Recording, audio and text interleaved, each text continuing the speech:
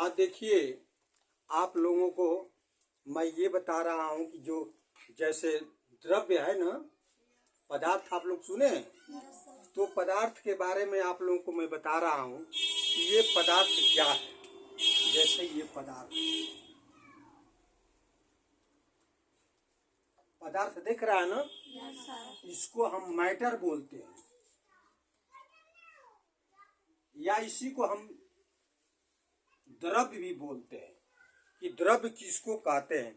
ये आप सभी लोग जानते हैं कि जैसे मान लें कि हमारे पास जो भी वस्तुएं हैं उसको या तो आँख से देख करके या उसको हम सूंघ करके या उसको टच करके, जो हमारे ज्ञानेंद्रियां हैं, 5 हमारी ज्ञानेंद्रियां है ना, तो उसी से हम लोग अनुभव मैंने करते हैं कि आखिर क्या चीज़ है। चाहे सूंघ करके, चाहे आँख से देख करके, चाहे कान से सुन करके या जीभ से, तो इस तरीके से हम उसका ये पता लगाते हैं सारे जितने हम लोग वस्तु देखते हैं। अब उसके बाद है, इसको सारे को हम लोग ये जो भी वस्तु देखते हो लगभग इसको 2 भागों में बांटा गया है या 2 भागों पर ये निर्भर करता है। क्या निर्भर करता है? जितने वस्तु देख रहे हो उसमें द्रव्यमान है ना। तो एक तो ये चीज है कि उसका वो द्रव्यमान है या उसको तौल पर समझ सकते हैं। दूसरा ये चीज सकते देखते हैं कि वो क्या करता है, स्थान घेरता है। क्या करता है वो? स्थान घेरता है। तो इसके जो भी हमें पदार्थ देख रहे हैं तो वो उसमें द्रव्यमान होता है और उसको स्थान घेरता है। ठीक है, तो इस तरीके से हम लोग ये कहते हैं उससे जो ये द्रव्य है या पदार्थ है, पदार्थ का ये परिभाषा हुआ कि ऐसा वस्तु जो स्थान घेरता हो, जिसमें द्रव्यमान हो, उसको हम क्या कहते हैं? पदार्थ या द्रव्य कहते हैं। समझ आ रहा ना। अब इस तरीके से हम इस द्रव्य को 2 भागों में ऐसा के उसको 2 भागों में आकलन करते हैं। कैसे? एक तो आप लोगों का होता है भौतिक गुणों के आधार पर, दूसरा जो होता है उसको रासायनिक गुणों के आधार पर उसको हम क्या करते हैं, हम अनुभव करते हैं या उसको हम बांटते हैं या चीजें।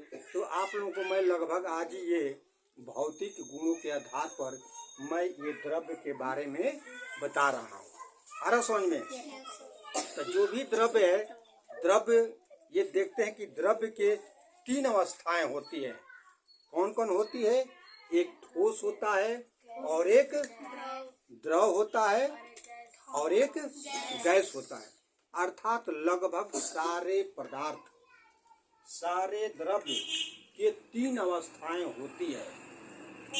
सभी का नहीं होता है, माने यह लगभग आकलन किया गया है कि सारे का होता है, लेकिन कुछ का होता है, किसी का नहीं होता है। जैसे मान लो कि लोहा है, लोहा देखते हो, लोहा को यदि गर्म करोगे, लोहा ठोस उसमें है ना, तो उसको गर्म करोगे, गर्म करते करते करते करते जाओगे तो करते उसको ऐसा तापमान पर होगा कि वो क्या होगा, धीरे धीरे धीरे धीरे वो क्या होने लगेगा।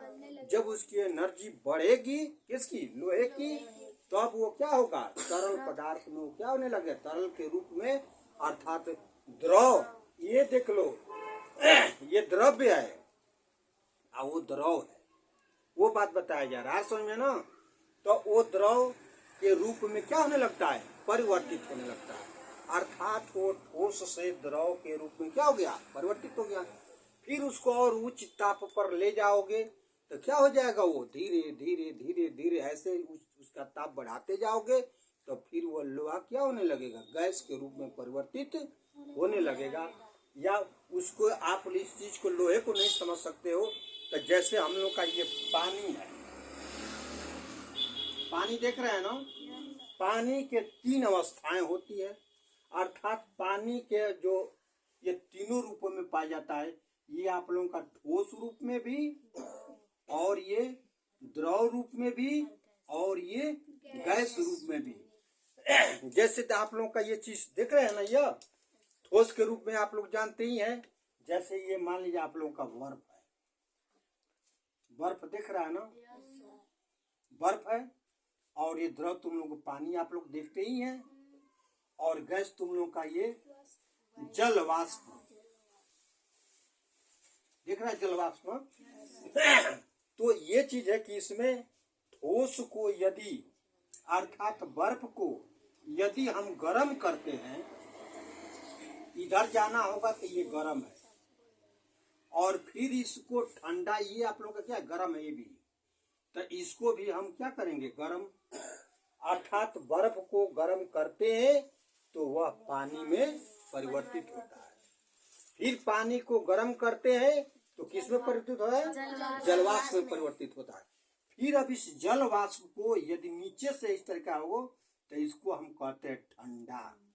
क्या करते हैं ये, यदि इसको जल वाष्प को यदि ठंडा करोगे तो वह पानी में क्या हो जाएगा, बदल जाएगा। फिर जब ये पानी, इसको जब आप लोग ठंडा करेंगे तो क्या हो जाएगा, यह बर्फ के रूप में क्या हो जाएगा, परिवर्तित हो जाएगा। और ठीक इसको गर्म करो तो इसी तरीके से लगभग सारे जितने वस्तु देख रहे हैं, अर्थात ये द्रव्य देख रहे हैं, लगभग इस तरीके का इन लोगों का गुण है। सभी में नहीं है, कुछ में है और कुछ में नहीं है। अब इसके बाद ये चीज, ये तो आप लोग समझ गए, लेकिन मैं अब थोड़ा सा ये बता रहा हूँ, ये जो द्रव्य देख रहे हो अर्थात मैटर देख रहे हो, तो ये सारे देखोगे तो यह इसके बहुत छोटे छोटे कण है, अर्थात यह छोटे छोटे कणों से मिलकर बना है। जो भी द्रव्य हो, चाहे लोहा ले लो, चाहे पानी ले लो, चाहे कुछ भी ले लो, सब क्या है, छोटे छोटे कणों से मिलकर बना है। अब मिलकर कैसे बना चीजों को देख लीजिए। जैसे एक तरीके से आप लोगों को मैं बता रहा हूँ कि जैसे पानी का एक बूंद देख रहे हो ना, तो एक बूंद में लगभग 10 के घात 21 उतने कण होते हैं लगभग। तो इतना अनुमान आप लोग लगा लीजिए कि उसका एक कण जो होगा कैसा होगा। ये बात समझ में आ रहा है ना, बोलो। तो इस तरीके से हम उसको बहुत छोटे छोटे कण कहते हैं। तो ये आप लोगों का कण के बारे में बताया जा रहा है। फिर अब ये देखेंगे कि यह इतने छोटे छोटे कण होते हैं, जैसे कि आप लोगों को यह एक बुध के बारे में बताया। जैसे अब मान लो कि यह इसके छोटा से छोटा कण एक हम परमाणु कहते हैं। क्या कहते हैं, परमाणु। अब परमाणु कितने छोटे होते हैं, थोड़ा संक्षिप्त में आप लोगों को मैं बता रहा हूँ। परमाणु वह छोटा से छोटा अविभाज्य कण, वह छोटा से छोटा अविभाज्य कण जो स्वतंत्र अवस्था में नहीं रह सकता है, लेकिन रासायनिक अभिक्रिया में भाग ले सकता है। अब तुम लोग कहो कि ऐसे ऐसे छोटा कण कौन है जो स्वतंत्र अवस्था में रहता ही नहीं है, ये समझना जरूरी है ना। तो आप लोगों ने कभी देखिएगा या देखे भी होंगे कि गर्मी के दिनों में यदि हमारे जो कहीं खिड़की रोशनदान वगैरह हो, यदि उसमें से रोशनी सूर्य की आ रही हो, तो आप लोग ध्यान से देखिएगा या देखे भी होंगे कि उसमें बहुत से छोटे छोटे कण नजर आते हैं। वो परमाणु नहीं है, लेकिन वो मैं आप लोगों को समझाने के लिए कह रहा हूँ, वो परमाणु नहीं है। लेकिन ये कि आप लोग थोड़ा सा वैसा आकलन कर सकते हो कि देखोगे कि वह एक जगह नहीं रहते, हमेशा इधर उधर इधर उधर क्या गति करते रहते। तो ये चीज आप लोगों का ये परमाणु है। और ठीक उसी तरीके से ये परमाणु से मिलकर बना होता है क्या, अणु। तो अणु की परिभाषा ये है कि वह छोटा सा छोटा अविभाज्य कण जो स्वतंत्र अवस्था में रह सकता है, लेकिन रासायनिक अभिक्रिया में भाग नहीं ले सकता। ये क्लियर आप लोगों को समझ में आ गया ना। अब इस तरीके से ये छोटे कण के बारे में समझ गए। अब इनके कुछ लक्षण होते हैं, जो छोटे पदार्थ हैं उनके लक्षण है। क्या लक्षण है, ये अलग अलग, ये सभी ये परमाणु और उनके अणुओं के अनुसार होता है। जैसा कि परमाणु अणुओं के बारे में बताया ना, जैसे पदार्थ जो भी हो, पदार्थ के कण अत्यधिक क्या होते हैं, छोटे होते हैं। जिसको लगभग आप लोग आंख से नहीं देख सकते। समझ आ रहा है ना। छोटे क्या होते हैं, बहुत छोटे होते हैं, और कुछ ऐसे होते हैं कि जो भी उसमें होते हैं कि जैसे उसमें रिक्त स्थान होता है। अब रिक्त स्थान समझना आप लोगों को जरूरी है कि रिक्त स्थान उसमें होता कैसे है। छोटे छोटे में तो आप लोग उसको जब आंख से देख ही नहीं पाओगे तो कैसे समझो कि नहीं उसमें रिक्त स्थान होते हैं। और एग्जाम्पल के लिए आप लोगों को समझाने के लिए मैं ये बात बता रहा हूँ कि जैसे मान लो कि आलू देखे हो ना, आलू बड़े बड़े हैं या और भी कुछ बड़े बड़े हैं, तो 4 आलू व 5 आलू ऐसे ले लो, उसको सटा कर, ऐसे नहीं कोई इधर उधर रहेगा, सटा कर रखो, तो तुम लोग उसको ध्यान से देखोगे कि दोनों के बीच में थोड़ा थोड़ा न गैप निश्चित रहता है। अब उससे छोटा मान लो कि चना ले लो, चाहे मटर ले लो, चाहे सरसों ले लो, चाहे गेहूं ले लो, चाहे बाजरा ले लो, ये सारा मैं आप लोगों को समझाने के लिए बता रहा हूँ। ये बात समझ आ रहा है ना। तो देखोगे ठीक वैसे ही जो भी अणु है या परमाणु है, उनके बीच छोटे से छोटे क्या होते हैं, रिक्त स्थान होते हैं। और यह निरंतर जो कण, जो छोटे छोटे कण बताया गया परमाणु को, जो मैं बता रहा हूँ परमाणु के बारे में, तो वो हमेशा क्या करते रहते हैं, गतिशील रहते हैं, अर्थात गति करते रहते हैं। वह एक जगह नहीं रहते, इधर से उधर, इधर से उधर। उस गति को हम बरावनी गति कहते हैं। क्या बोलते हैं, बरावनी गति। जो परमाणु इधर से उधर गति करते रहते हैं उसको क्या बोलते हैं, बरावनी गति कहते हैं। और ये एक दूसरे को क्या करते हैं, आकर्षित करते हैं। समझ आ रहा है ना। ये दोनों एक दूसरे को क्या करते हैं, आकर्षित। और इसके बाद देख लो, यदि ये जो भी पदार्थ है या जो भी द्रव्य है, तो उसके यदि समान परमाणु होंगे, समान परमाणुओं के बीच जो लगने वाला आकर्षण बल होगा, उस बल, उसमें जो लगता है उसको हम बोलते हैं सहसंजक बल बोलते हैं। जो एक टाइप हो, जैसे मान लो कि लोहा है, लोहे के परमाणु होगा ना, तो एक परमाणु और दूसरा परमाणु, इन दोनों को, जो दोनों एक ही पदार्थ के है, लोहा है तो लोहा समझिए, या चांदी है तो चांदी समझिए, और कुछ मन इस तरीके का हो, एक ही का, तो उन दोनों के बीच जो लगने वाला आकर्षण बल है उसको हम बोलते हैं सहसंजन बल। यदि मान लो कि यदि परमाणु अलग अलग हो, अर्थात पदार्थ अलग अलग हो, एक पदार्थ का एक कण, दूसरे पदार्थ का एक कण, यदि इन दोनों के बीच यदि आकर्षण बल लग रहा हो, उसको बोलते हैं असंजक बल बोलते हैं। ये क्लियर बात समझ में आ रहा है ना। अब इसके बाद आप लोगों को ये पदार्थ जो भी है, इनके बीच रिक्त स्थान के बारे में आप लोग अच्छी तरीका से समझ गए। और ये भी बताया गया कि जो भी इसके परमाणु है निरंतर क्या करते रहते हैं, गति करते रहते हैं।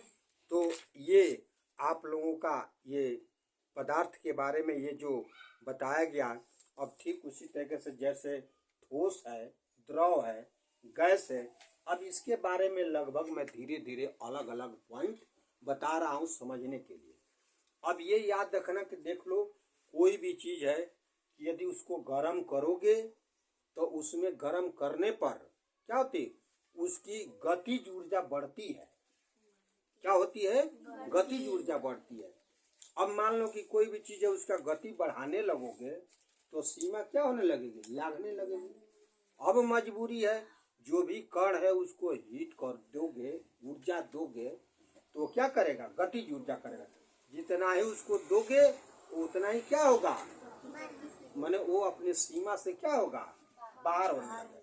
जब बाहर होने लगेगा अर्थात वो क्या हो जाता है, द्रव अवस्था में परिवर्तित हो, अर्थात उसमें बहने की गुण आ जाती है। ठोस से वो द्रव के रूप में क्या हो जाता है, परिवर्तित हो जाता है।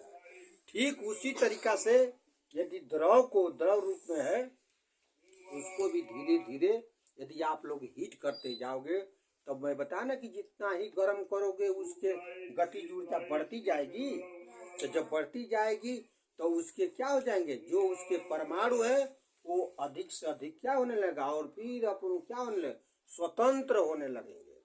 जब स्वतंत्र होने लगेंगे तो जिसका नतीजा वो क्या होगा, अब द्रव से वो क्या होगा, गैस रूप में बदलने लगेगा। तो ये मैं आप लोगों को यह ठोस अवस्था के बारे में ये बताया जा रहा है कि ठोस पदार्थ के मतलब कि यह गुण होते हैं। जैसे पहला आप लोगों को आकार बताया जा रहा है, आकार। तो ठोस के आकार निश्चित होते हैं, ठोस के आकार निश्चित होता है। और जैसे ये नहीं है कि उसको इधर से उधर कर पाओगे। जैसे कोई देख लो किसी चीज का, जैसे डस्टर बनाया गया, कुछ भी देख लो, जो ठोस है उसका एकदम आकार सेफ रहेगा। फिर दूसरी बात यह है उसका आयतन भी होता है। आयतन आप लोग जानते हैं ना, लंबाई, चौड़ाई और ऊंचाई होती है। ये सारे का हम गुणनफल करते हैं तो क्या होता है, आयतन होता है। ये अलग अलग तरीके से जो जैसा रहता है उसका आयतन हम निकालते हैं। तो उसका आयतन भी क्या होता है, निश्चित होता है। और इसमें देख लो जो ये आकर्षण बल है, ठोस में आकर्षण बल सबसे क्या होता है, अधिक होता है।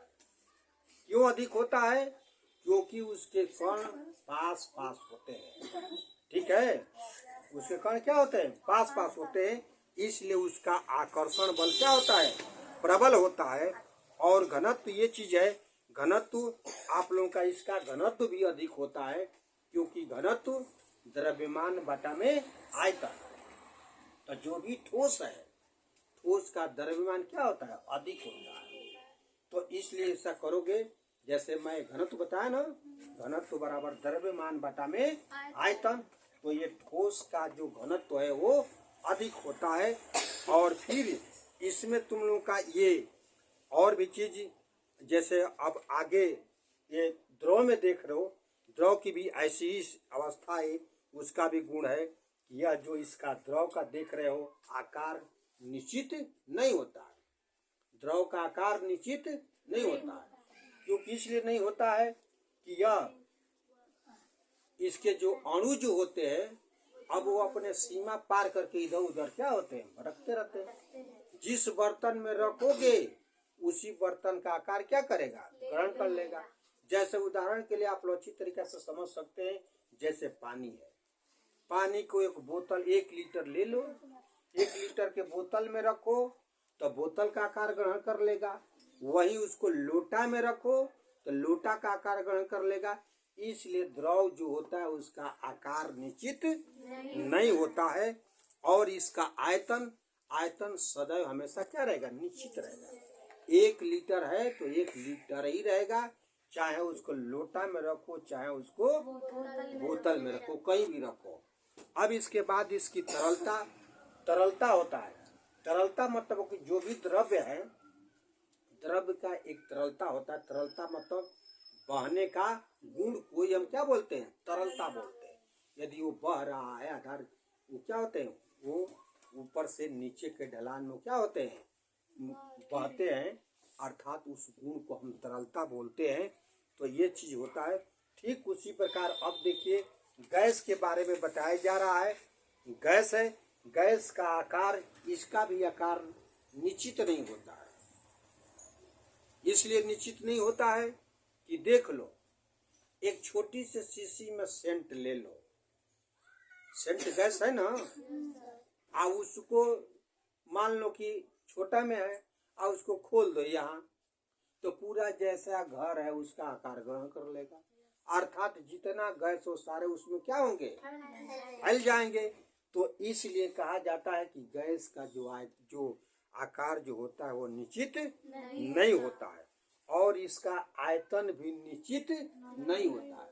बाकी में तो आयतन निश्चित होता था, लेकिन इसमें आयतन निश्चित नहीं होगा।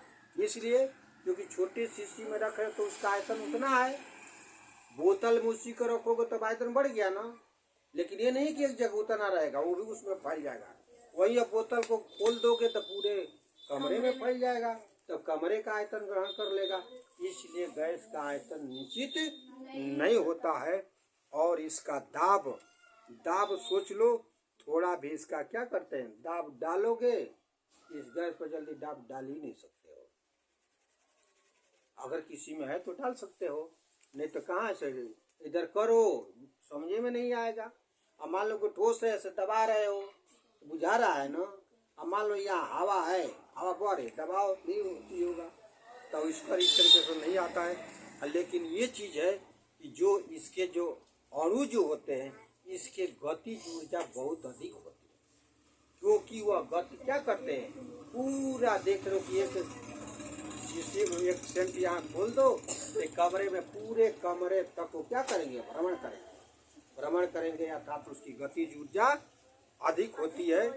तो अब ये आप लोगों ने इसके बारे में समझ गया ना कि हाँ, ये यदि हमारे वीडियो पसंद पड़ा हो तो लाइक और सब्सक्राइब अवश्य करें।